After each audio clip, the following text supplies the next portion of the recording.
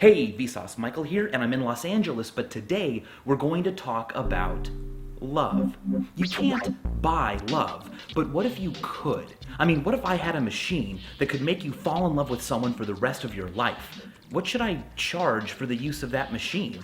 Well, we should first of all be clear about what we mean when we say love. I'm not talking about the love you have for your BFFs, or your love for your family, or your love of learning. I'm also not talking about lust, an immediate attraction we have towards other people mediated by hormones like testosterone and estrogen.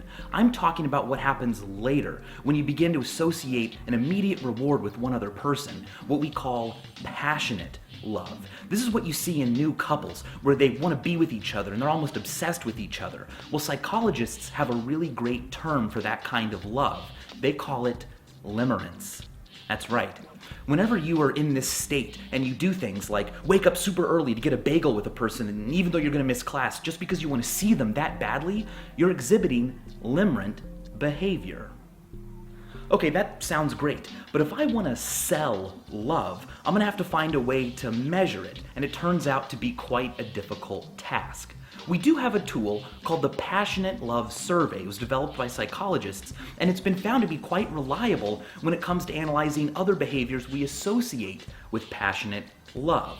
For instance, we found using the survey that men and women both experience the same amounts of passionate love when they're in a relationship. We've also found that men tend to fall into love faster and sooner than women who appear to be more cautious.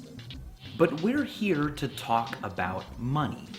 Interestingly, a UK study once looked at people who heard that someone else loved them. They heard the phrase, "I love you," for the first time. And they took the amount of happiness those people felt and compared it to the amount of happiness gamblers feel when they win large sums of money. Their conclusion that hearing that someone loves you for the first time is the equivalent happiness level of receiving $267,000. But when you go beyond passionate love to committed long-term love, there's all kinds of practical benefits marriage brings.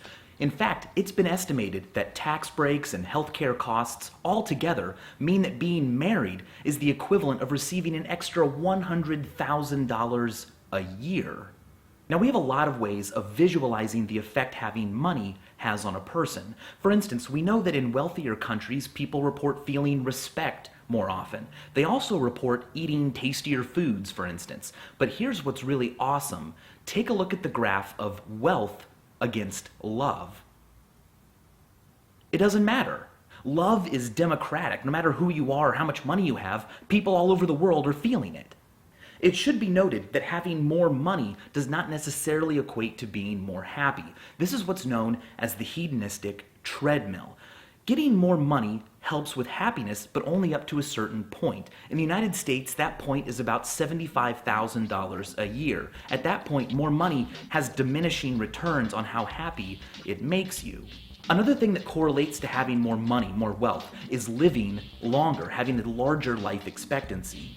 But you know what else correlates to living longer? Love. But not just passionate love, the kind of love that follows it. Committed, long-term love.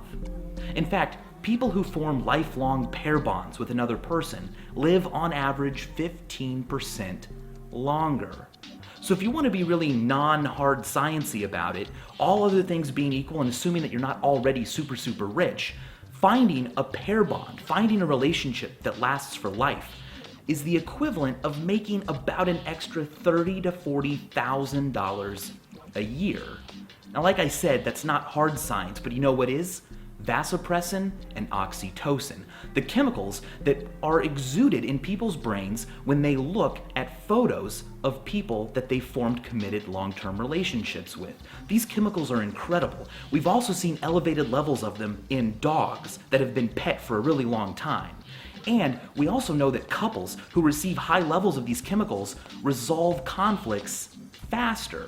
And people who struggle to produce these chemicals in their brain have a similar struggle when it comes to forming long-term relationships. In fact, you can raise your levels of oxytocin or vasopressin inside your own brain by simply looking into someone else's eyes. That's right. So, in a way, Looking into the eyes of somebody that you like is the administration of a psychoactive drug that's addictive, and the long-term consequences are living longer. Thanks for watching.